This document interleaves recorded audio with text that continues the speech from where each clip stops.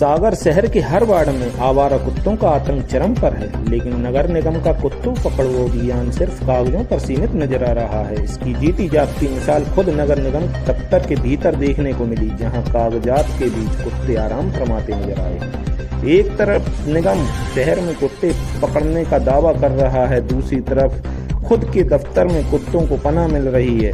दफ्तर आने वाले नागरिकों और कर्मचारियों पर ये कुत्ते कभी भी हमला कर सकते हैं, किसी भी वक्त कोई बड़ी दुर्घटना घट सकती है।